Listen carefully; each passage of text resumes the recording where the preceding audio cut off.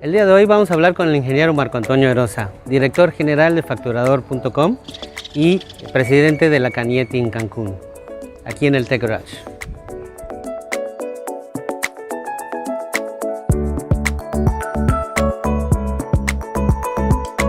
Bueno, gracias por acompañarnos el día de hoy, Marco.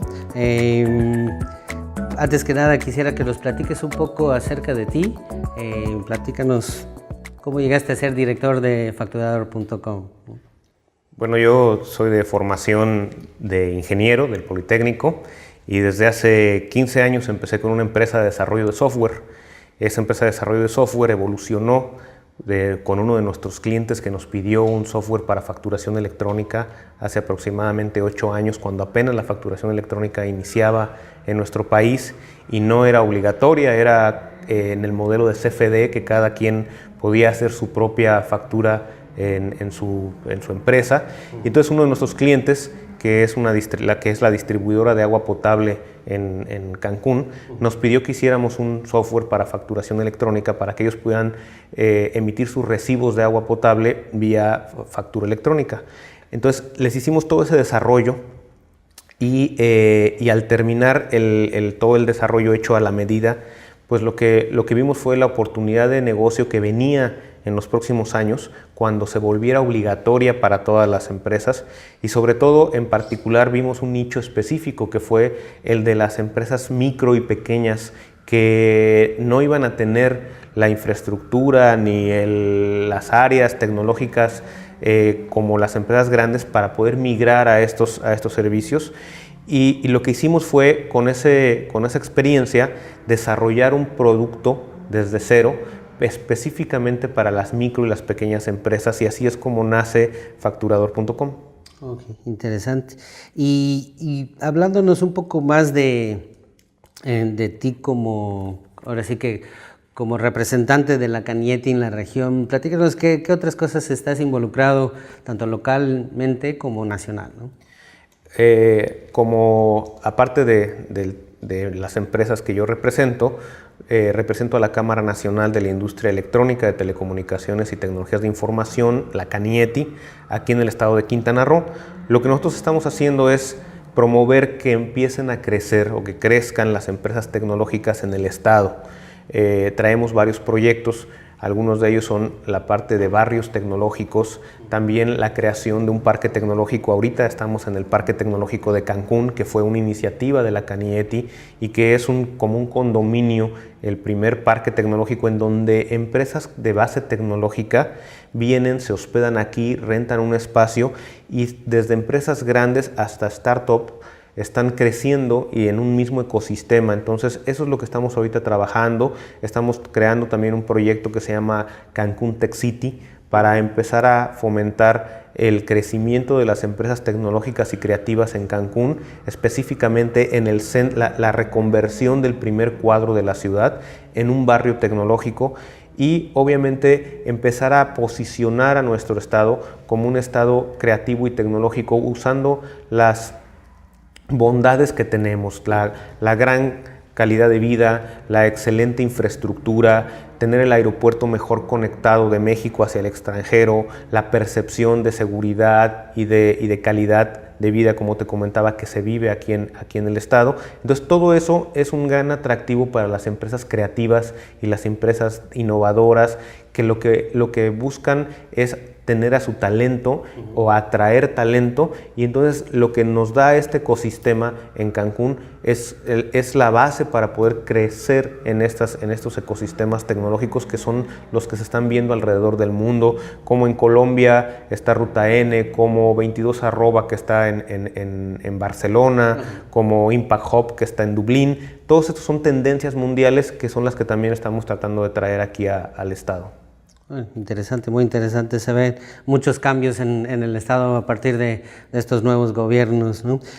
Platícanos en qué otras actividades estás involucrado en cuanto a tecnologías de información. En una parte estoy en todo lo que es desarrollo de software en la nube, software as a service. Tenemos otra empresa que desarrolla software para empresas ya sea del ramo turístico o del ramo financiero.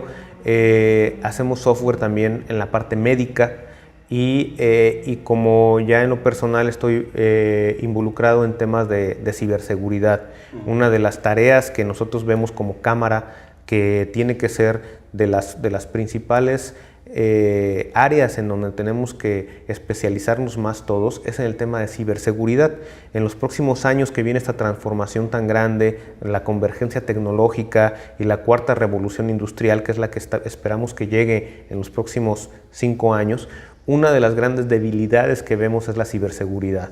Entonces ahí es en donde también nos estamos enfocando mucho en fortalecer las capacidades técnicas y humanas de seguridad para asegurar que todo este cambio también se minimicen los riesgos que también vemos que van a empezar a surgir a la hora que cada vez transitas a un mundo y a una vida más digital. Claro, claro, definitivamente. Todo esto de la ciberseguridad pues es algo que se vive pues en todas partes día a día, las amenazas y demás, ¿no? Y definitivamente necesitamos continuar, digo, yo le llamo evangelización de la necesidad de esta ciberseguridad, ¿no? ¿Nos podrías platicar un poco de qué se hace en este tipo de mesa, ¿no? ¿Cuáles son los enfoques en estos momentos? ¿Cómo buscan desarrollar la ciberseguridad, ¿no? Bueno, como cámara, primero platicamos con los gobiernos, con el gobierno del Estado, con las entidades de seguridad pública, para que también se tomen en cuenta todo lo que es el crecimiento de los delitos cibernéticos, la creación de unidades especializadas de ciberdelincuencia o de policía cibernética que estén preparadas para atender estos nuevos delitos que se están dando en todos los temas digitales, desde la extorsión telefónica, que la extorsión telefónica es lo más común que todo el mundo conocemos. Ese es un delito cibernético porque se está dando a través de un medio electrónico, que en este caso es el teléfono, pero como ese hay muchos otros delitos como el grooming, como el ciberacoso, como la sextorsión, y lo desconocemos la mayoría, y también desconocemos a veces que inclusive son delitos y cómo actuar ante esos delitos, pero no solamente lo desconocemos la sociedad o las personas, también hay muchos delitos que los desconocen las propias autoridades. Entonces tenemos que trabajar más a que las instituciones, y eso es lo que estamos tratando de fomentar como cámara, que las instituciones conozcan y también se legislen estos delitos y que se comparte información, porque también ahora los ciberdelincuentes no necesariamente están en el mismo lugar que la víctima, ni en el mismo ciudad, ni en el mismo país inclusive. Entonces también las leyes tienen que ser globales y también tiene que haber comunicación entre las entidades de seguridad. Entonces, estamos del lado del gobierno y de las instituciones, estamos trabajando en fomentar que se creen esas unidades de policía cibernética, de inteligencia, del lado legislativo, que se legisle en contra y que sea clara la legislación en contra de estos delitos. Pero también de la parte social, yo creo que es fundamental que la gente sepamos que ahora nuestra vida también tiene un componente digital y que así como nos debemos de cuidar a quién le damos las llaves de nuestro carro, la dirección de nuestra casa, también tenemos que cuidar cómo en nuestra vida digital, cómo nos comportamos en las redes sociales, cuáles son los riesgos para nosotros y para nuestros hijos, y saber y conocer cómo nos tenemos que comportar y qué tenemos que cuidar y en qué momento se vuelve un delito en donde también podemos denunciar y a quién denunciar. Entonces eso es del lado institucional, pero también del lado social. El componente de mayor riesgo es el desconocimiento que hay en la población, y es en donde los ciberdelincuentes abusan de ese desconocimiento para vulnerar o aprovecharse de alguna situación y cometer un delito cibernético. Interesante esta parte que hablas del desconocimiento, ¿no? Y desconocimiento tanto de las unidades locales en cómo tratar estos temas, pero yo creo que también de cómo difundir que pasó estos temas, ¿no? Realmente tanto en México como en Latinoamérica vemos muy pocos anuncios de que han sido hackeadas las empresas, aunque sabemos que está pasando, ¿no? En otros países como en Europa y en Estados Unidos vemos que ya por legislación tienen que avisar, ¿no? Y eso permite que las demás empresas pues ahí se preparen, ¿no? Entonces ahí veo una gran labor y pues todavía nos falta, yo creo que mucho por compartir, por enseñar a las diferentes instituciones, ¿no? Creen que por ser pequeños, ¿no? No les interesa a los ciberdelincuentes. Al contrario, esos son los que más les interesa porque 1 millón de pequeños pues hacen toda su red, ¿no? Entonces, en esa parte de legislar sobre el dar a conocer, se han tocado estos tipos de temas. ¿Hacia dónde ves que se dirige la legislación para la notificación de brechas de seguridad? Pues mire, en general una de las propuestas de la Cámara es que existe una Ley Nacional de Ciberseguridad, inclusive que existe una Agencia Nacional de Ciberseguridad, que actualmente no existe. Lo más parecido a temas de ciberseguridad es la Policía Cibernética de la Policía Federal, que está dentro de la Policía Federal, pero que está específicamente para algunos delitos. Pero lo que nosotros como Cámara vemos es que debería de existir, como ya existe en otros países, en Francia, en Europa, en algunas partes, en otros países de Europa, en Estados Unidos, que ya existe una agencia especializada a llevar el control de las legislaciones, pero también de la prevención y también de la reacción ante ataques cibernéticos y ante la seguridad cibernética nacional. Entonces, esto tiene que ver mucho con que también el riesgo para los países en vías de desarrollo como México y Latinoamérica es que los países más de primer mundo, ellos están cerrando sus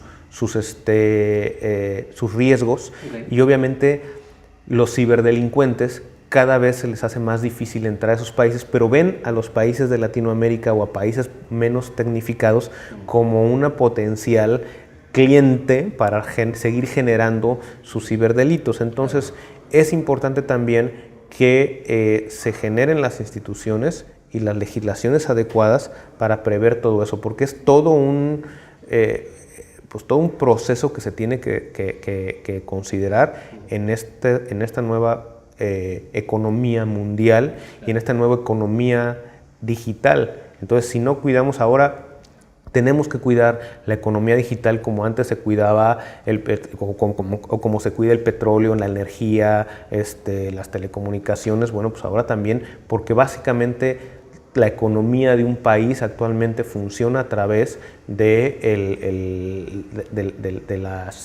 los sistemas digitales. Entonces sí, tenemos que cuidar desde la microempresa hasta las grandes empresas. Pues vamos a cambiar un poquito el tema y movernos un poco más hacia la plataforma de facturación que tienes el día de hoy. ¿Puedes platicar un poco de esta plataforma que hoy día tienes para facturación? Comentaste que estaba dirigido más hacia la micro y pequeña empresa, ¿no? ¿Por qué decidiste ese segmento de mercado?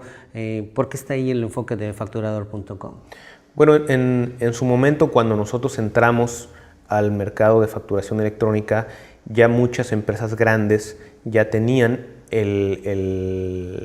la solución, y también nosotros vimos que lo que venía era más bien que las pequeñas empresas, las profesionistas independientes, también tenían esa necesidad y que se iba a volver obligatoria.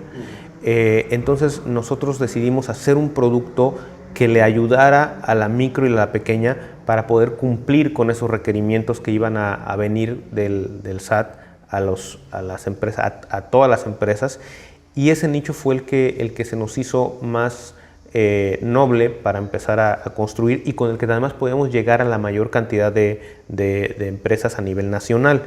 Elegimos el modelo de software as a service como un modelo de software como servicio, se llama, un modelo totalmente en la nube, en donde las empresas no tuvieran que invertir en comprar un equipo especial, instalar un sistema específico, en toda esa curva de aprendizaje, y también invertimos en que fuera un sistema en la nube y que fuera un sistema móvil, que lo pudieras usar tanto en tu celular como en tu computadora y que no dependieras de específicamente un equipo con algunas características especiales, para que también fuera más fácil para las empresas. Y también un modelo comercial muy sencillo. Nuestro modelo comercial es en base a prepago, que ya las pequeñas empresas estaban acostumbradas al prepago por los paquetes telefónicos.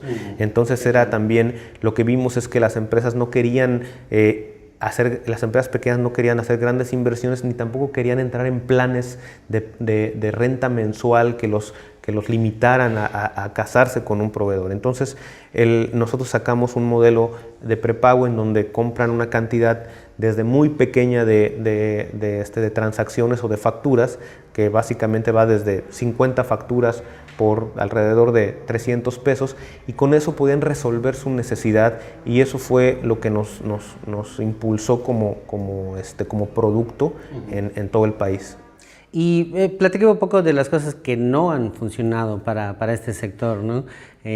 Ahora sí que no todo es éxito y no todo nos sale como esperamos, ¿no? Platica de algunas situaciones donde desarrollaron algo que no era para ese mercado en específico o no, quizá no era el momento, ¿no? Mira, hemos desarrollado, después de la facturación electrónica, que es obligatoria, hemos desarrollado otros módulos que nosotros pensamos y que inclusive seguimos impulsando, no nos hemos dado por vencidos, pero hemos desarrollado, por ejemplo, después de la emisión de las facturas, la recepción de las facturas. La recepción de las facturas ha sido un producto exitoso, pero yo creo que todavía la gente, solamente nuestro nicho de cliente está más por emitir, solamente generar sus facturas, y no le preocupa tanto cómo las recibe y cómo las resguarda.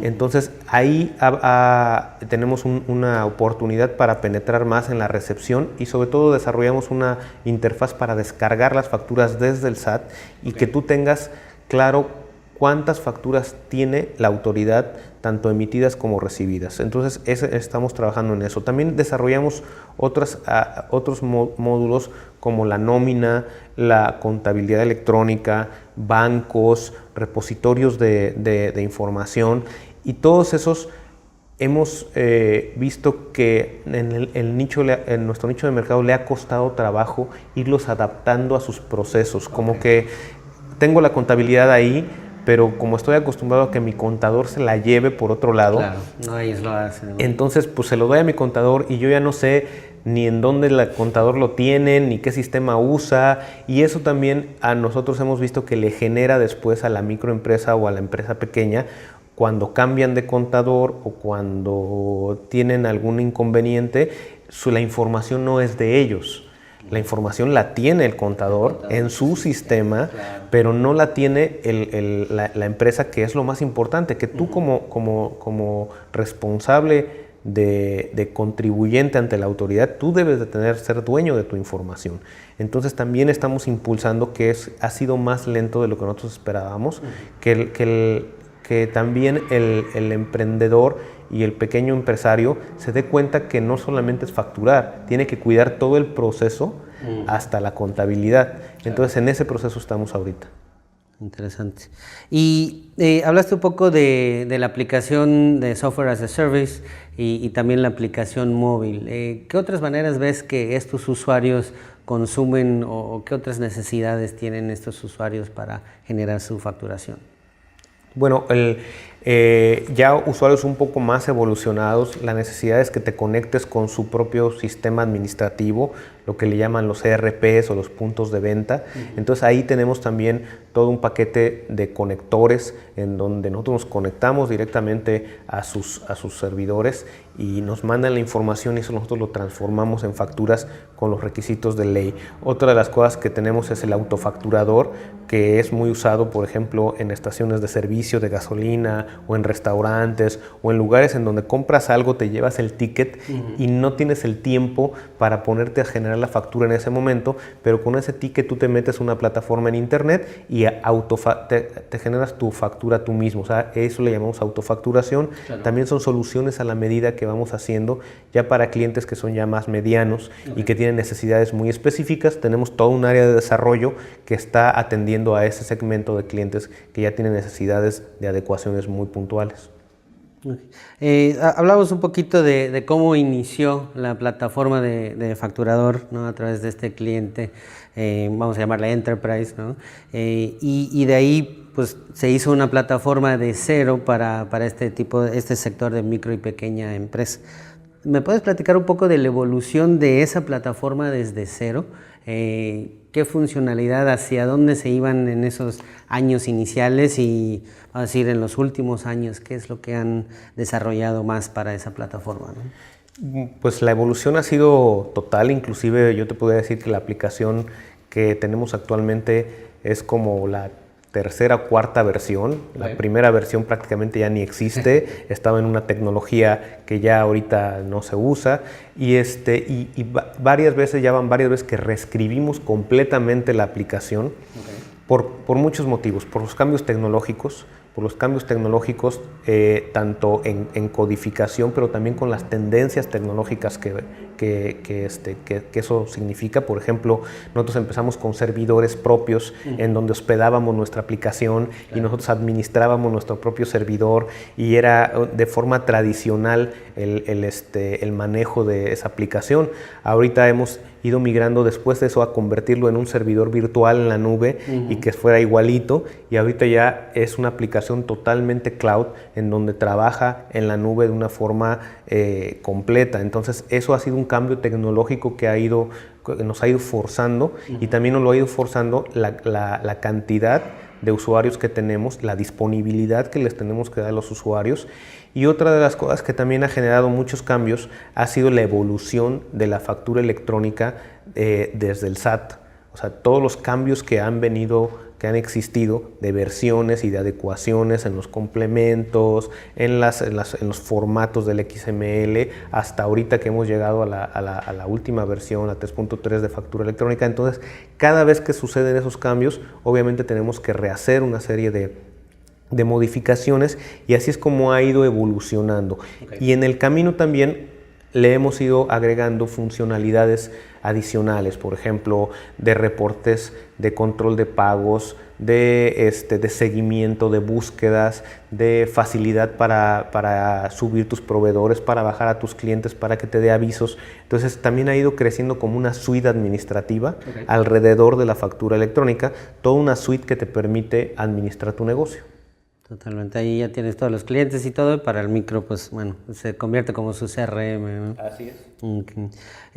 Y cuando se lanzó todo este tema de facturación electrónica ya hace varios años, especialmente a estos micros, y bueno, realmente a todos, pero este micro se le vendía que va a ser mejor por XY motivo, ¿no? ¿Me puedes platicar un poco de las ventajas que se prometían con la facturación electrónica y dónde están esas ventajas hoy? ¿Qué hemos visto de eso que se esperaba, ¿no?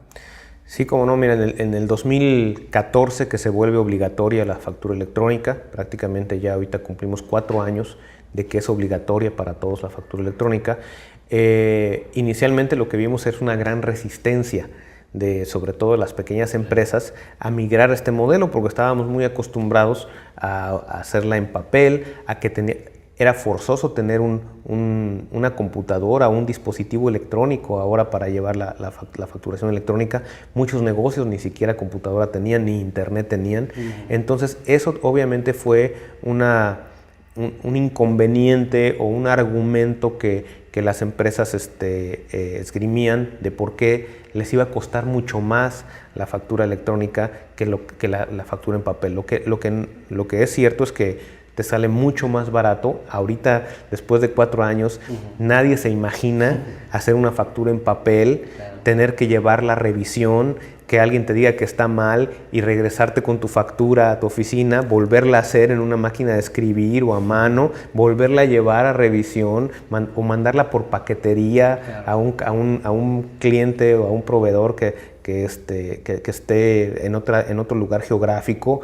Había procesos, por ejemplo, que había empresas grandes que te decían solamente los jueves hacemos revisión de facturas, y la gente, los proveedores llegaban y se formaban ahí durante varias horas a que todos pasaran y les recogieran y les revisaran su factura, y si la factura no coincidía con algún dato, se la regresaban y espérate al otro jueves para que otra vez, porque solamente los jueves.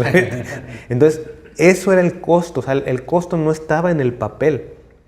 El costo realmente real estaba en todo el proceso obsoleto que se seguía haciendo entre las empresas. Hacíamos un símil con que las empresas se seguían mandando cartas a mano cuando ya existía el correo electrónico. Entonces, imagínate, eso era algo similar. Ahorita yo creo que esa es una gran ventaja, que ya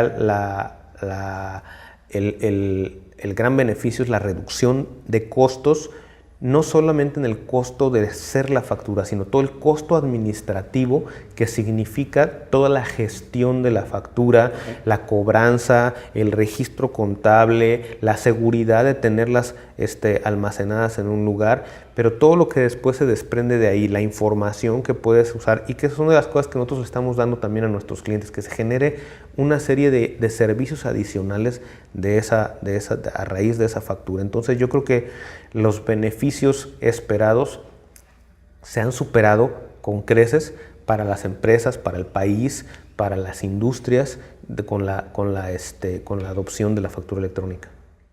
Y en cuanto a quizá las ventajas que no se esperaban y que surgieron ahora sí que de manera natural de la facturación, pues no sé si se te venga una a la mente que nos puedas platicar.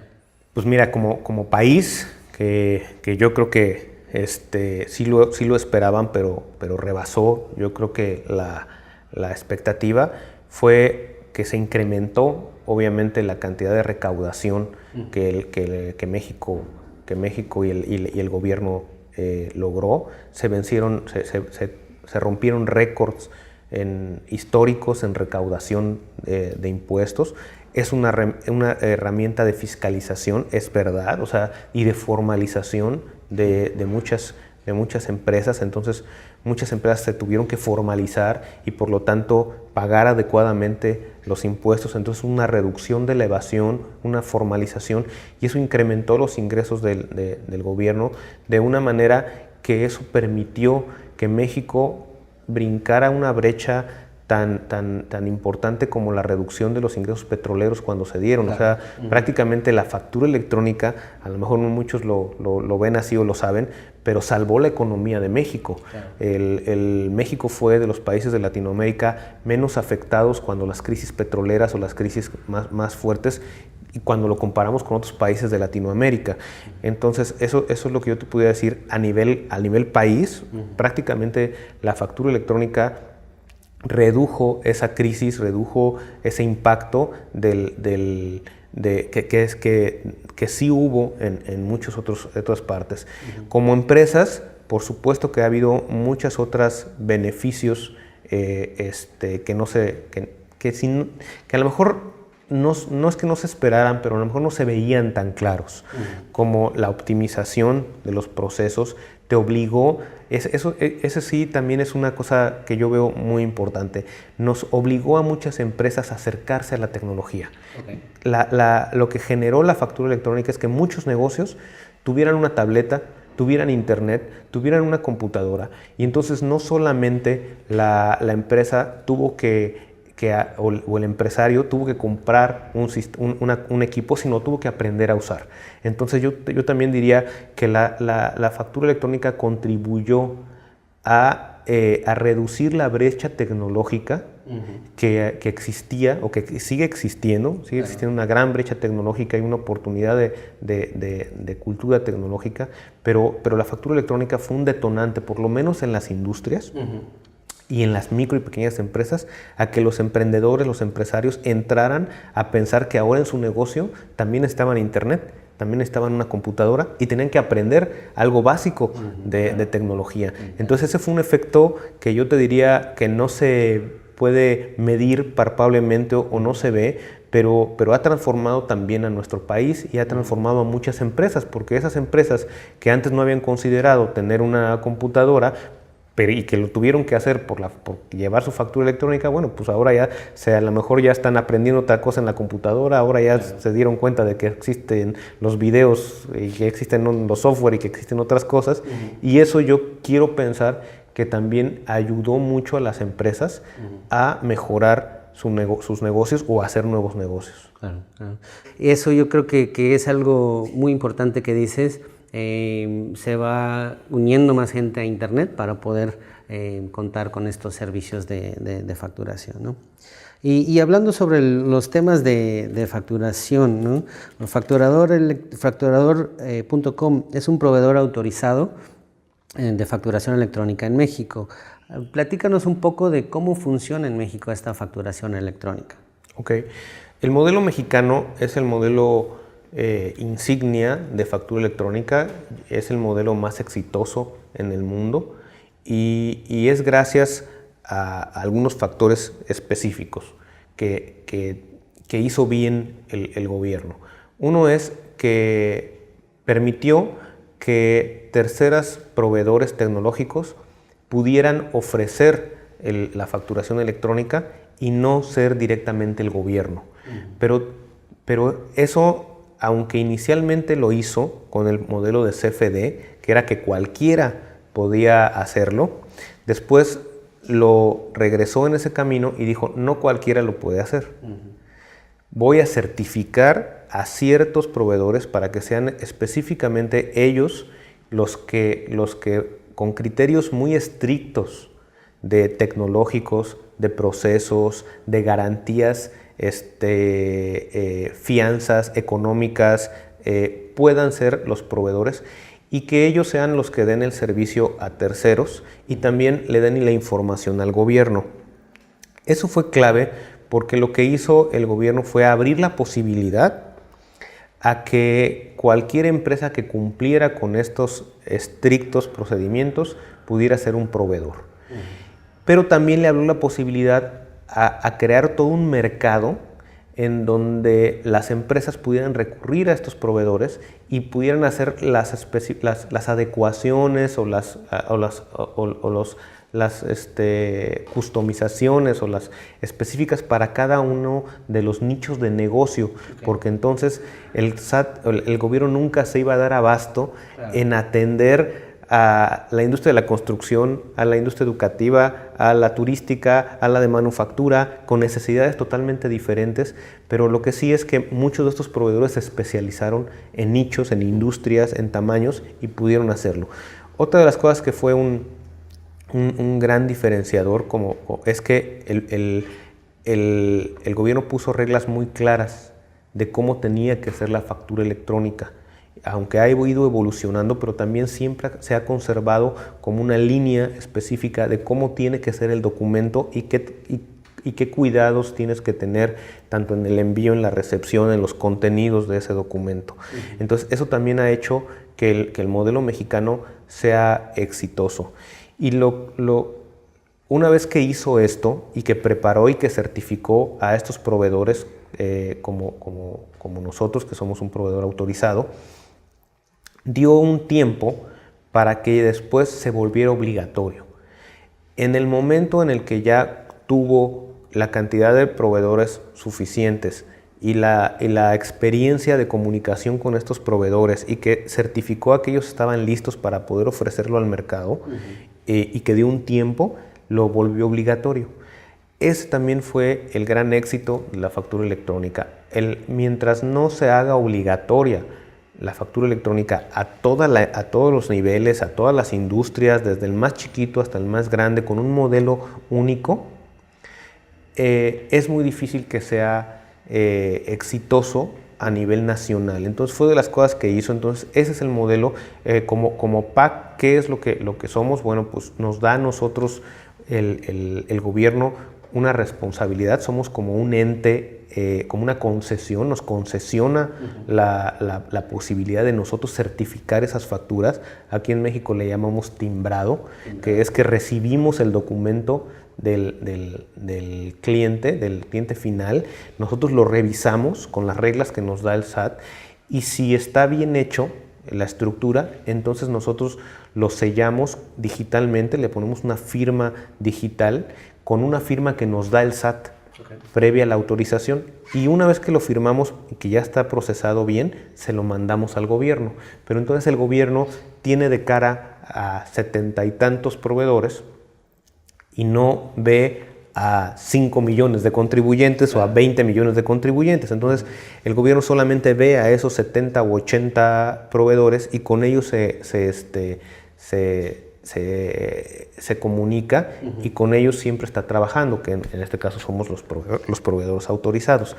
Entonces ese es el modelo mexicano y yo creo que es lo que ha hecho que en México sea tan exitosa la factura electrónica.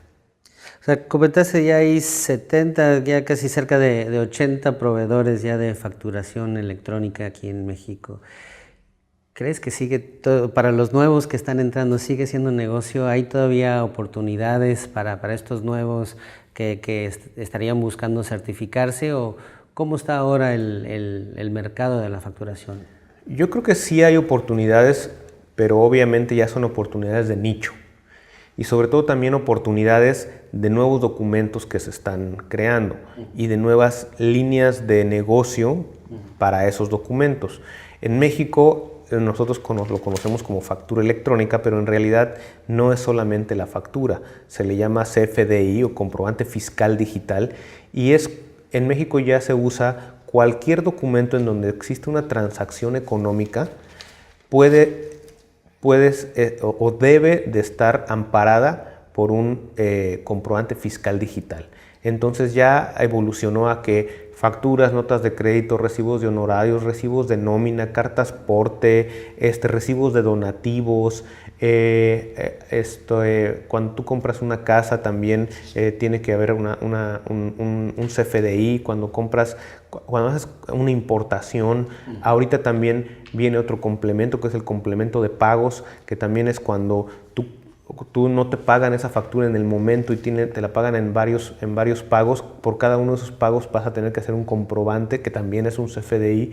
Entonces hay y van a seguir habiendo nichos de mercado en donde con esos documentos puedes hacer o puedas resolver necesidades muy específicas de sectores también muy específicos. Yo creo que ahí es en donde ahorita se encuentra la mayor oportunidad de negocio. Si solamente quieres entrar al mercado para ser un proveedor que genera un timbre más, pues prácticamente eso yo ya no lo veo como una gran oportunidad de negocio porque es al contrario. Los proveedores que se ofrecen solamente ese producto, lo que nosotros hemos visto es que los precios cada vez van bajando porque no existe un diferenciador muy claro más que el precio o el servicio, ¿no? Que sea que sea un servicio de alta disponibilidad pero en precio. Entonces, si tú solamente te certificas para ofrecer el timbrado, el sellado final y no tienes algunos otros elementos de valor agregado, en este momento yo veo muy difícil competir porque prácticamente el mercado ya está distribuido, ya está repartido y ya todo el mundo lo tiene. Okay. ¿Y qué retos ves que estos nuevos proveedores se encuentran para entrar a certificarse como PAC? Pues hay los mismos retos más el comercial, o sea, del momento, todos los retos tecnológicos, administrativos, técnicos, financieros, primero de poder lograr esa certificación. O sea, la certificación es para también los usuarios de la factura electrónica que generan sus facturas y que a lo mejor no saben que atrás de eso hay toda una revisión muy exhaustiva y que los proveedores que nos dedicamos a eso tenemos que tener una infraestructura tanto digital como de soporte y de auditorías, muy estricta. Entonces, esa sería como para una empresa que quiere entrar, primero el reto es vencer esa brecha de esos procedimientos, la tecnología. Y luego, obviamente, pues la brecha de que ya ahorita el mercado en México de facturación electrónica es un mercado maduro. Entonces, o buscas entrar a un nicho en particular con un producto diferenciado, o buscas quitarle mercado a alguien que ya está por precio. Entonces, ya el momento ahorita de entrar al mercado mexicano, pues tiene mucho más retos que hace 8 años que nosotros empezamos. Claro. Okay. Y ya como proveedor, cuando estás levantando tu infraestructura, ¿cuáles son ahí las principales consideraciones para elegir tu infraestructura para ofrecer un servicio, ¿no? Bueno, ahí hay dos partes también. Las consideraciones obligatorias, okay, y que te da que te pide el SAT, que te pide el gobierno de México para que tengas que cumplir. ¿Cuáles son las consideraciones obligatorias? Bueno, tú tienes que tener un equipo que se llama HCM, que es un servidor de encripción, en donde esa firma que te da, esa firma digital que te da el gobierno para que tú puedas hacer esos sellados, tú no la puedes tener en cualquier lado, no la puedes tener en tu computadora, no la puedes traer en un USB, no la puedes mandar por correo electrónico, porque prácticamente esa es la firma del gobierno que certifica. Entonces lo que el gobierno te pide es que la cuides de cierta manera, y como te dice que la cuides la tienes que tener en un equipo, que es un equipo específicamente diseñado para que tú pongas esa firma electrónica de una cierta manera, para que ahí quede adentro y ya después no la puedas extraer. Ya una vez que se pone en el equipo, se encripta también esa misma firma, ya no la puedas extraer, que no se pueda vulnerar ese equipo. Esos equipos están hechos para que inclusive si alguien físicamente los quiere abrir o en ese momento se borra toda la información. Entonces, primero es el uso en infraestructura. Lo que necesita un proveedor autorizado es tener un equipo de esos. Y bueno, no nada más uno, tienes que tener por lo menos 2, porque además tienes que tener una disponibilidad siempre y tener un equipo secundario que puedas tener. Y luego, ¿en dónde está ese equipo? Tampoco lo puedes tener en tu oficina, no lo puedes tener ahí en tu escritorio, no lo puedes tener en un pequeño data center que tú tengas, por muy bonito que esté o por muy bien, lo tienes que tener en un data center de nivel 3, que es un data center, pues un nivel antes que el militar, que tiene una instalación completa de infraestructura que está hecha para cuidar los equipos que están ahí adentro, con procesos, con cámaras, con aires acondicionados, con plantas de luz, con redundancia de todo. Entonces eso es donde tienes que tener esos equipos, y eso sería como lo que tienes que tener de infraestructura obligatoria que te pide el SAT, y así es como todos los proveedores autorizados tenemos que estar. Ahora, la infraestructura que necesitas para trabajar, que ya es la adicional, donde tú tienes tus sistemas con los que provees la otra parte del negocio, esa infraestructura nosotros... Hay proveedores que deciden tenerlo también en servidores propios, en sus data center o en el mismo data center donde tienen el HCM. Nosotros hemos decidido irnos a la nube, en servidores específicamente de Microsoft, de Azure, y lo que nos ha dado pues es mucho mayor seguridad, siempre y cuando sigas los procesos que se deben de seguir y las mejores prácticas que te recomiendan. Y hablo de una marca, pero hay muchas otras más. O sea, no quiere decir que sea con ellos. Hay otras marcas que hacen exactamente lo mismo, pero tener un aliado tecnológico en la nube, en cómputo en la nube, es fundamental. Ya sea ese o cualquier otro aliado tecnológico a nivel mundial, que te dé la consultoría, la asesoría, la disponibilidad, la seguridad. Nunca vas a tener tú como empresa por muy grande que seas, la infraestructura y los centros de investigación y los recursos que tienen estas grandes transnacionales que se dedican específicamente a esto. Entonces, yo lo que diría de nuestro lado es, esto que es obligatorio para el gobierno, lo tenemos de esa manera, y lo que nos permite tenerlo fuera, que es la otra operación, la tenemos totalmente en la nube con un proveedor a nivel mundial, un líder en la industria. Ahora, ahora sí que ya llevamos varios años en la facturación y han habido muchos cambios que el SAT ha ido haciendo durante este tiempo. En tu opinión, ¿cuáles son algunas de las maneras de mejorar la facturación electrónica? Quizás hacerla más sencilla o más segura en general, ¿no? Toda la infraestructura que se tiene en México. Bueno, ya ahorita entró en vigor este año la factura 3.3, que fue un gran cambio, y el mismo gobierno ha ido mejorando estos procesos de facturación. Esta factura 3.3 es mucho mejor que las anteriores. ¿Por qué? Porque lo que hace es meter una serie de validaciones, muchas validaciones que las anteriores no tenían. Entonces lo que hace es asegura que la información le llegue de mejor calidad a la autoridad, pero tú también como empresa tengas mejor información y puedas minar esa información de una forma más ordenada y que te sirva más. Otra de las cosas es que agregó muchísimos catálogos, categorizó y catalogó muchos de la información. Entonces eso también te permite homologar criterios y poder sacar inteligencia de negocios, hacer minería de datos, hacer análisis mucho más fácil. Entonces la factura electrónica yo creo que está migrando poco a poco hacia ser un documento clave para la economía y para la operación económica del país. ¿Qué es lo que yo creo que hace todavía falta? Integrar ese documento en la cadena económica y cerrar ese documento en la cadena económica. ¿A qué me refiero con esto? Actualmente está el gobierno, que ya tiene reglas claras para la factura electrónica, nos tiene a nosotros como proveedores autorizados y hizo obligatorio a las empresas su uso. ¿Qué falta para cerrar ese círculo virtuoso? La parte financiera.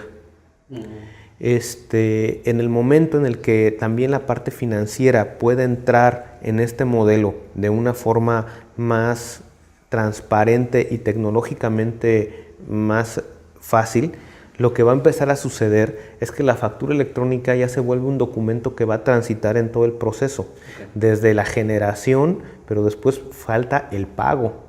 O sea, en el momento en que tú recibas una factura o tengas una lista de facturas, las puedas marcar como que las quieres pagar, te conectes a tu banco, se disperse el dinero, te regresen los comprobantes, se generen los comprobantes de pago, se haga la afectación contable y regrese al SAT, y todos esos movimientos los puedas hacer de forma automatizada. Claro. Ahí se va a cerrar completamente el círculo y ahí también hay un gran nicho de oportunidad de negocio en todas estas nuevas empresas fintech que están haciendo y que pueden explotar todas, y que si los grandes bancos se están quedando atrás en abrir esa oportunidad, hay grandes oportunidades a las nuevas empresas fintech de ayudar a las empresas a cerrar ese círculo. Entonces, hacia allá yo creo que va. El gobierno también pues está poniendo las bases para lo que es la auditoría electrónica. Este proceso también va a ayudar a los gobiernos o al gobierno de México a llevar una auditoría en línea. Y eso va a empezar a generar básicamente a través de inteligencia artificial, de machine learning, de todas estas teorías, que con toda esta información el SAT va a poderte perfilar, va a poder ver qué tipo de actividad tienes, y en el momento en que te salgas de las operaciones comunes que haces, pues te va a mandar una revisión, pero va a ser una revisión electrónica, una aclaración. Oye, ¿por qué si tú siempre eres un restaurante y de repente me metes una factura de medicamentos pues muy alta? ¿Por qué tu actividad salió de lo... No corresponde que me metas una factura de 50,000 pesos por medicamentos, por ejemplo? Sería raro, pero al revés sí. Por ejemplo, si tú eres un médico y metes facturas de 50,000 pesos, pues a lo mejor está, pero si me metes una de 100,000 pesos de llantas, pues entonces te sales del rango, y entonces ahí en ese momento van a empezar a dispararse revisiones, pero que ya no van a ser las auditorías que conocemos del auditor que llega a tocar, sino más bien pues vas a tener que aclarar por qué te está saliendo y justificar por qué te está saliendo de lo que normalmente es tu operación, y eso va a ser una auditoría en línea y que ya realmente no lo va a hacer una persona, lo va a hacer un sistema o un robot que con tu perfil o con el tipo de perfil de contribuyente que tú eres, ya sé cómo te comportas. O sea, si tú te das de alta como médico, ya sé cómo se comporta un médico. Si tú te das de alta como un restaurante, ya sé cómo se comporta un restaurante. Entonces vas a estar te vas a tener que comportar como se comporta ese giro o esa actividad. Si te sales en alguno de esos, pues obviamente va a empezar a haber revisiones, pero eso también ayuda a la empresa a que va a ser mucho más sencillo el poder llevar tu contabilidad y el poder cumplir con la autoridad. O sea, se están eliminando muchos de los informes que se normalmente hacía, de las declaraciones que normalmente se hacían. Lo que se espera es que también la apertura de una empresa sea mucho más fácil. O sea, ¿qué me imagino yo en los próximos años? Que una persona desde su computadora que quiere empezar un nuevo negocio, crea su empresa directamente por internet, lo cual ya actualmente se puede hacer en un tipo de empresa específicamente. Crea su empresa por internet, se recibe sus credenciales para empezar a facturar, crea su cuenta bancaria y prácticamente en horas estás operando una empresa. Claro. Que eso es lo que yo creo que debe de pasar en el momento en que cierres ese círculo y que la creación de las empresas y la contabilidad también va a empezar a ser cada vez más automatizada. Claro, claro. Tocaste hace un momento la parte de fintech y ahorita te voy a preguntar un poco más acerca de eso, pero antes quería hacerte una pregunta en cuanto a la seguridad, ¿no? Entonces hoy día pues vamos exponiendo más la información de nuestros clientes, pues la nuestra personal ya está en diferentes plataformas y cada día se va haciendo más y más exigente las leyes de protección de datos personales, ¿no? No solo en México, hace poco ya se dio el inicio oficial en Europa del GDPR, que trae mucha consecuencia a empresas no solo en Europa, sino que trabajan con ciudadanos europeos. Entonces, todo esto para mí viene a establecer nuevos estándares que debemos de cumplir en cuanto a seguridad. Para ti, ¿cuáles son ahí los puntos importantes que pudiéramos implementar para mejorar la seguridad? Bueno, primero yo creo que, como bien dices, el mundo cada vez está más conectado, más globalizado. Lo que estamos haciendo en un país como México o como cualquier otro país cada vez va a ser más estandarizado. Yo lo que creo es que va a llegar un momento en que también la factura electrónica o los documentos electrónicos en general se van a homologar entre los países. Eso va a ayudar mucho al comercio exterior, todo el comercio entre los países. Entonces viene también, yo veo para unos años una homologación de criterios en estos temas transaccionales y también homologación de criterios en los temas de seguridad. Bueno, ahí yo lo que he visto es, primero, que el eslabón más débil seguimos siendo las personas. Podemos mejorar mucho todavía en tecnología, obviamente, aunque ya la tecnología es bastante segura, pero siempre las personas y los procesos que usan las personas son los que la mayoría de las veces ponen en riesgo la seguridad de la información. Entonces, la cultura de la seguridad informática dentro de la empresa tiene que también cambiar y mejorar. Los procesos dentro de la empresa se tienen que mejorar todavía mucho. Dentro de cualquier tipo de empresa tenemos que darnos cuenta que las actividades de nuestro personal, de nosotros mismos, deben de estar muy bien cuidadas para que no pongan en riesgo a la información. Ahora, en particular, donde yo veo una debilidad todavía de la factura, de los modelos en general de factura electrónica, en que la llave con la que se firma o las firmas electrónicas siguen siendo archivos. Archivos que van acompañados de una clave, de un password. Entonces, esa portabilidad que tienen y esa fácil duplicación o copia tanto del archivo como del password, es en donde la firma electrónica tiene la mayor debilidad. O sea, es en donde sigue teniendo la firma autógrafa, le sigue llevando delantera a la firma digital. ¿Por qué? Porque la firma electrónica nosotros lo vemos todos los días con nuestros clientes, que son micros y pequeños. Cuando le preguntas en dónde está su FIEL, que es la firma electrónica que te da el gobierno, la mayoría no sabe ni dónde está. O la tiene mi contador, o déjame, se la pido a mi hijo, que fue el que la guardó en un USB. Claro. Y entonces el que tú le des la firma electrónica a tus archivos de firma electrónica y tu password a cualquier persona, esa portabilidad es donde es una mala práctica de las personas. Okay. Pero esa mala práctica de las personas se da por la facilidad de la portabilidad de esos archivos. O sea, tú a cualquiera le puedes dar tu firma electrónica, decirle el password y pues ponte a firmarle. Claro. Es como si le dieras una pluma que hace tu firma automática y cualquiera puede hacer tu firma y es válida y cualquiera puede hacer un documento con esa firma. ¿A dónde creo que tiene que evolucionar la firma electrónica? A un componente biométrico. Okay. En donde podamos casar esa firma electrónica con un componente biométrico y que además también puedas tener como especificar como en qué casos vas a usar y en qué casos no ese componente biométrico. Okay.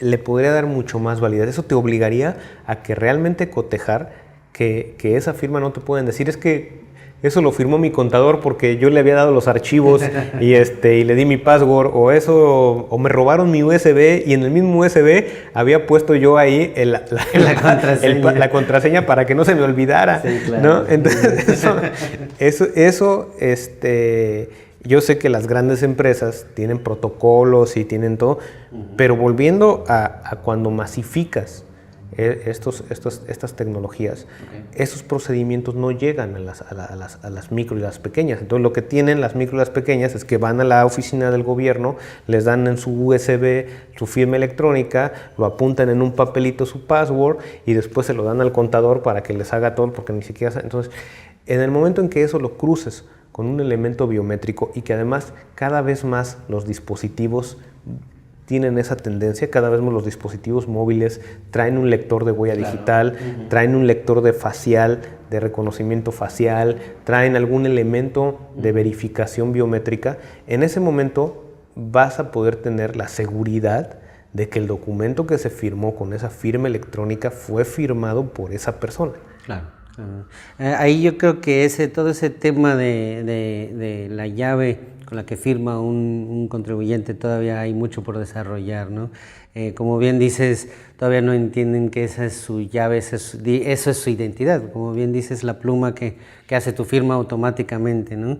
Y si lo vemos en temas de comprobantes y fiscalización, pues bueno, hay algunos riesgos, pero si lo vemos en temas de ejecutar contratos electrónicos, pues ahí ya estamos hablando de otro tipo de riesgo, otro tipo de responsabilidades, hasta vender tu empresa, ¿no? O sea, se lo das a alguien y pues esa es tu identidad, pues no, pues él ejecutó electrónicamente, ¿no? Todos estos son pues situaciones que pudieran darse y realmente pues hasta donde yo sé no se ha dado algo hoy por hoy, pero pues en el primer momento pues, será que cambien quizás las cosas, ¿no? Y eso también restringe mucho lo que platicábamos anteriormente. O sea, yo veo en los próximos años que tú puedas hacer, con lo que decías, que puedas hacer tu empresa desde tu casa, abrir tu cuenta de banco, generar tus facturas y en unos minutos, en unas horas puedas crear una empresa. Pero si no tienes la seguridad de que esa empresa fue creada por la persona que la está creando, las cuentas bancarias y la facturación, pues cualquiera que tenga tu llave pues va a hacer N cantidad de empresas y de empezar a hacer cosas.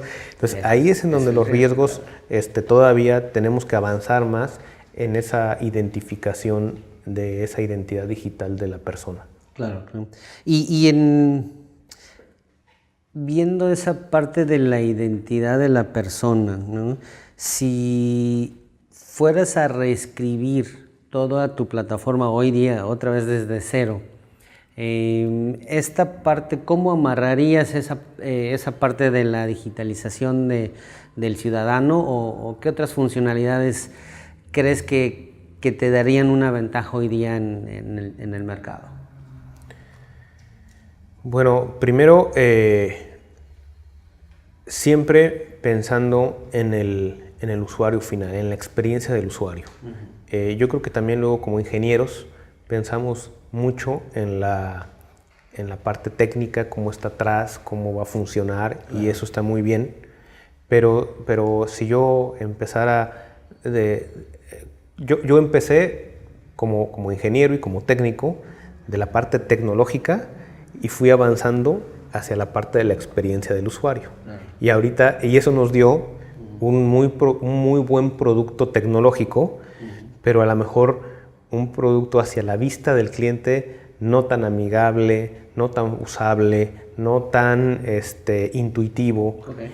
Y eso lo hemos ido mejorando. ¿Cómo empezaría yo ahorita? Si ese proceso lo empezaría totalmente al revés. Okay. O sea, empezaría primero buscar qué tipo de producto es el que voy a hacer para el usuario, tratar de que esa experiencia del usuario sea la mejor y después resolver los temas técnicos. Claro. Entonces, tal vez yo creo que esa sería de las formas en la que el gran cambio que yo haría, realmente voltear siempre el empezar por el usuario, no es lo que nos dicen siempre, pero siempre nos gusta empezar por la técnica. Hace un rato mencionaste la facturación 3.3.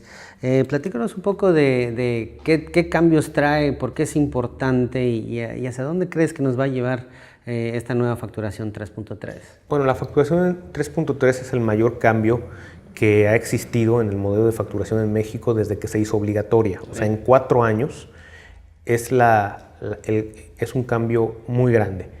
Para el usuario tal vez no lo ha sentido como tal, pero realmente fue volver a hacer, para nosotros, fue volver a hacer el sistema de facturación casi desde cero. Wow. ¿Por qué? Porque contemplaba muchas características especiales en el documento, muchas validaciones, muchos catálogos y muchos procesos adicionales que se tienen que hacer. Como que hay ya procesos que incluyen lo que comentábamos, estos comprobantes de pago o estos complementos de pago, que eso no existía. Entonces tienes que agregar un proceso más en donde cómo funcionan estos comprobantes de pago. Existen ya validaciones de montos específicos, porque antes el gobierno, el SAT, recibía facturas de una persona por 1,000 millones de pesos. Y había más. Entonces, ¿y por qué? Pues porque de repente el sistema se equivocó y puso un montón de puntos o los recorrió de ceros de más, y resulta ser que una factura de 100,000 resultó ser una factura de 100 millones. Entonces, ya todas esas validaciones se cruzan y se validan, y cuando tú detectas, y tú como proveedor autorizado, cuando detectas que esas facturas salen de un rango, la tienes que detener y pedir un proceso de validación por el usuario de realmente tú estás haciendo una factura por este monto, o sea, pon que tú sí la estás haciendo. Otro cambio fundamental fue la cancelación. Anteriormente tú podías emitir una factura y mandársela a tu cliente y después unilateralmente cancelarla. Y tu cliente se quedaba con un documento que aparentemente era válido, la metía a su deducción, la metía a su proceso contable, pero no tenía forma de verificar, sí había una forma de verificar, si metía a investigar, pero no tenía un aviso de que le habían cancelado esa factura. Entonces, ahora ya también existe un procedimiento en donde tú, a la hora que tienes que si tú quieres cancelar una factura de más de 5,000 pesos, tiene un procedimiento donde tienes que avisar al cliente que le hiciste la factura que le vas a cancelar esa factura. Claro. Y el cliente tiene una oportunidad también de inconformarse o decir que no me cancelen esa factura. Entonces, esos son algunos de los cambios, pero en realidad son muchos cambios. ¿Cuáles son las ventajas que tiene este modelo? La calidad de la información. O sea, está centrado en que la calidad de la información que tiene el documento sea mucho mayor y también sea mucho más específica. Eso está alineado hacia lo como comentábamos anteriormente, a que en un futuro prácticamente se pueda conocer más las actividades de un giro específico de un negocio, de una persona, porque ya inclusive hay productos, hay un catálogo de 60 y tantos mil productos en donde ya existen sillas, mesas, cámaras, micrófonos, todo ya está categorizado y entonces ya existen una clave para cada producto. Hay una clave para camisas, una clave para relojes, una clave para micrófonos. Entonces eso hace que también económicamente puedas hacer, o sea, en este ecosistema económico puedas identificar quiénes son los proveedores que están vendiendo micrófonos, a qué precio los están dando, quiénes son los que venden camisas, en dónde las venden, en qué región las fabrican o no. Entonces todo eso es una cantidad de inteligencia de data o de datos que se pueden aprovechar. Okay. Tanto por el que los va a aprovechar, por supuesto, los va a aprovechar el gobierno, por supuesto los va a aprovechar, por supuesto que va a ser un tema de fiscalización, por supuesto que va a ser un tema de recaudación. Claro. Eso ya es un hecho, es el primer paso, pero también las empresas lo tenemos que empezar a aprovechar en este ciclo económico, okay, en donde ya vas a poder aprovechar toda esa información para explotarla y para hacer los procesos de las empresas más fácil, inclusive para ahorrar dinero, para hacer más negocio, y eso yo creo que es una gran importancia de la factura 3.3. Okay. ¿Y hacia dónde crees que, ahora sí que, cuál crees que va a ser el paso del 3.4? ¿no? ¿Hacia dónde crees que nos lleve ya el siguiente? Ahora sí que futureando, ahora sí un poco, ¿cuál es tu visión? No sé, a lo mejor me gustaría, por ejemplo, el incluir un complemento de ese reconocimiento biométrico, en donde te diga en donde exista un campo en donde se diga que eso se firmó y con un reconocimiento facial, y que ahí esté la cadena que tú puedas reconvertir esa cadena y que te diga que sí es Javier o que sí es Marco el que lo firmó con su reconocimiento facial o con su huella digital, y que te dé hasta el lugar geográfico en donde lo firmó, para que también no pueda ser que Javier lo firmó en China y que al día siguiente lo firmó en Brasil, ¿no? Entonces, a lo mejor, futureando, podría ser que en el tema sobre todo de seguridad, hacia allá me gustaría empezar a ver la facturación o en general los documentos digitales, no hablar solamente de facturación, sino que el documento digital pudiera tener un componente biométrico o que también que se delegue. Por ejemplo, no me imagino una empresa grande que hace miles de facturas que tenga que tener ahí a la persona siempre por cada factura que hace poniéndole su huella o viendo. Bueno, en ese caso, pues entonces ese proceso estará muy claro que la primera vez la persona autorizó específicamente ese proceso, y solamente ese proceso se está autorizado biométricamente, claro, pero a partir de ahí a lo mejor ya se hace de forma automática y por periodos de tiempo, en donde ya dices, pues la voy a autorizar por un año, por 5 meses, solamente este proceso, solamente este tipo de documento se puede firmar, y entonces ya después ya se empieza a generar toda la facturación, pero con ese mismo no puedes firmar un contrato, no puedes firmar cualquier otro tipo de documento, porque entonces sí se te requeriría otra vez que tengas la presencia física de la persona. Entonces eso es lo que yo me gustaría ver como, no sé cómo va a funcionar. Pues no estamos muy lejos de eso, porque en México ya se comenzó una iniciativa en el sector financiero para la validación de biométricos, ¿no? Entonces, ya estamos un paso hacia ahí, y simplemente nos hace falta unir ahí dos entidades, pero pues ya vamos más o menos por ese camino, ¿no? Marco, ya estamos aquí terminando con la última pregunta. ¿Qué piensas, cómo piensas que FinTech va a venir a cambiar lo que hoy conocemos como la facturación electrónica, ¿no? Hablaste un poco hace un rato de cerrar ese ciclo, pero ¿dónde más ves FinTech apareciendo en este sector? Yo creo que el sector precisamente de FinTech va a entrar en muchas partes. Yo decía ahorita la parte de pagos, por ejemplo, que se requiere automatizar esos procesos de pagos que son tan tediosos en las empresas. Actualmente, ¿qué es lo que pasa? Que tú recibes facturas, a lo mejor ahorita nosotros ya automatizamos la recepción de facturas y las descargamos del SAT. ¿Y qué es lo que hacen las empresas? Bueno, pues tienes todas tus facturas que tienes que pagar y te tienes que cambiar a la banca electrónica y empezar una por una a pagar. Y esta ya la pagué y esto, obviamente las empresas grandes esos procesos ya los tienen automatizados, pero hablo de las empresas medianas hacia las micro. ¿Cómo lo hacen? Una por una pagándolos con el riesgo de que te equivoques, de que le deposité al proveedor que no era, o le puse un cero más. Claro. Digo, si le pones un cero de menos no importa, pero si le pones un cero de más, claro. Ese proceso es el primero que se tiene que empezar a incidir en los servicios de las empresas FinTech. Y de ahí empieza a surgir un abanico enorme de posibilidades para las empresas FinTech. Créditos, arrendamientos, factoraje, crowdfunding.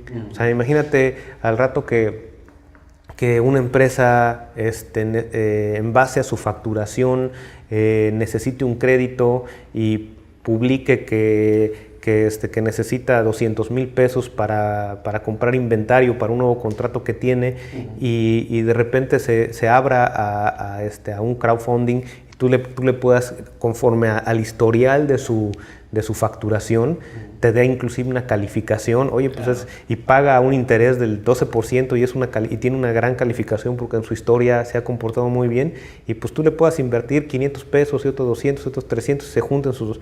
Entonces, esa posibilidad de llevarle a las micro y las pequeñas empresas, sobre todo, créditos que no tienen actualmente, financiamientos que no existen, bancarizarlos. Hay una baja cantidad de empresarios y de personas bancarizadas en México. Hay una gran oportunidad para todos esos emprendedores que todavía manejan efectivo y no están bancarizados. Entonces, el mercado de la FinTech es, yo creo que uno de los mercados que vamos a ver que van a crecer más en los próximos años, pero la factura y el documento, lo importante de la factura, que nuevamente digo factura porque coloquialmente es lo que decimos, pero lo importante del documento fiscal digital es que ampara cualquier transacción económica. Entonces, si hablas de un crédito, si hablas de un financiamiento, si hablas de un arrendamiento, si hablas de un factoraje, de cualquier modelo de negocio FinTech que le quieras incluir, vas a tener que incluir un comprobante fiscal digital en cuando hagas esa transacción. Okay. Cuando yo te preste, cuando me pagues, cuando te dé un factoraje por una factura, cuando te dé un arrendamiento, cualquier cosa, cualquier modelo FinTech de negocio o cualquier empresa va a tener que tener un componente de un comprobante fiscal digital. Entonces, ahí hay unas grandes oportunidades para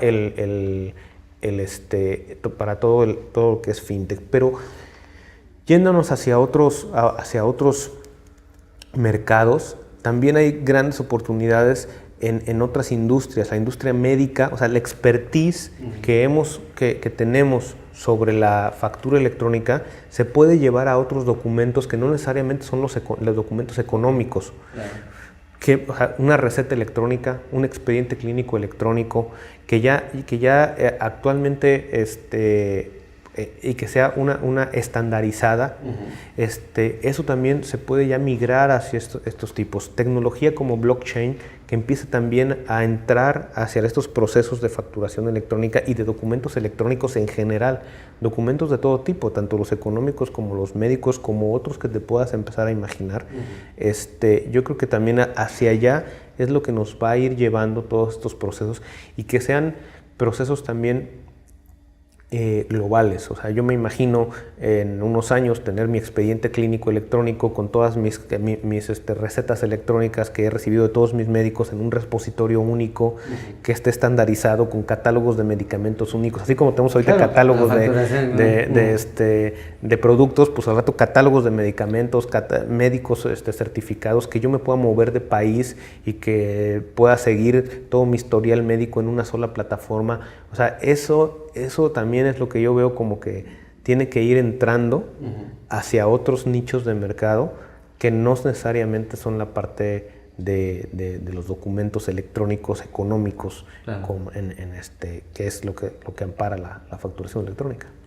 Pues sí, yo creo que a final de cuentas, pues más digitalización para el ciudadano, ya no facturación, sino que todos los servicios que consumimos, ¿no?